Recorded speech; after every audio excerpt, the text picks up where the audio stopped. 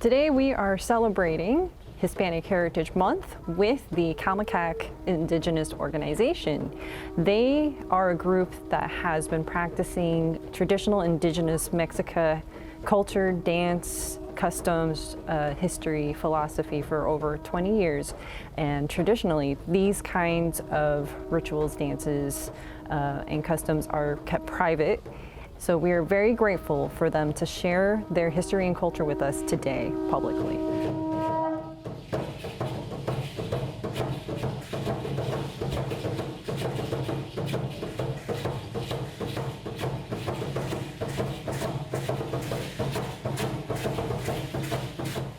Our organization started, my children and I founded it over 10 years ago. It was a vision that we followed coming out of a sacred ceremonial space up in Lakota territory of working with the youth. And when we saw it at first, we didn't know that we were going to become public again because we had taken a 4-year hiatus. So we took about 2 years of training again, and after the 2 years, we started forming Calmecac Tonansing Yolilitio. Those words are the house of the school of Mother Earth resurrecting. And so everybody that comes to learn these traditions, they're not actually inside of a direct lineage of a form, but it's a conglomerate of all the teachings that we've acquired as a family for the last 25 years. My eldest son you saw on the drum, he's 25. My son that was leading is 22, and I have a 17, almost 18-year-old daughter. I raised all three of them in the Native American traditions across the United States of medicine peyote ceremonies, so we're part of Native American Church. We also have been a part of the sweat lodge traditions, which go back to Sundance in the north and Moon Dance in the south.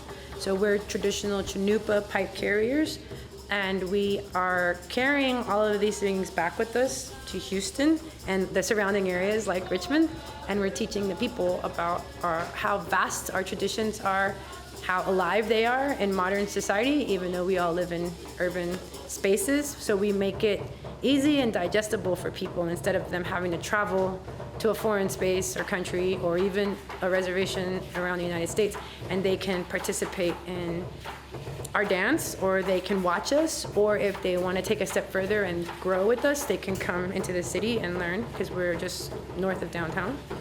And so we have been running sweat lodges for 15 years as a family. We've been running peyote ceremonies for 10 years.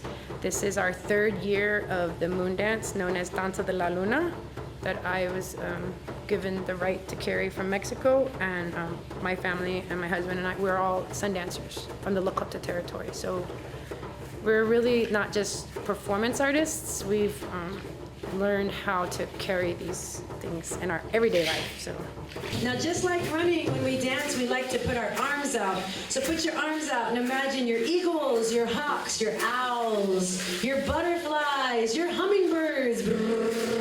All right, so get your wings out, and we're gonna sing the Aguila song for the eagles, and it's gonna be asking all of our children to be strong and fly high, just like the eagle, the legal symbol of the United States. They knew what they were doing because Grandfather Eagle has always overseen the land and the law of the land.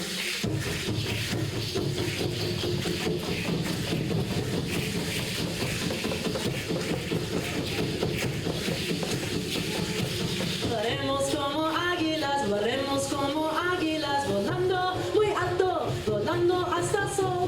We fly like the eagles, we fly like the eagles. the form you saw, because there were some questions about that, it's Danza Azteca Splendor, which was brought over to the United States over 50 years ago.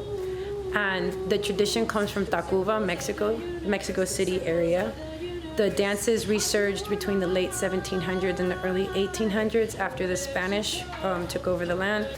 The families kept it quiet through the conchero tradition, and it went from grandparents to children to grandchildren and on, and that's what we see prevalent today throughout Mexico and also the United States. So we are a part of the system or the network of dancers that come from the West Coast that practice Danza Azteca Splendor or Danza Mexica. So our tradition is called the Mexicayot. So for people that were wondering, like, oh, is this affiliated with the church or is this Matachines? No, it's not.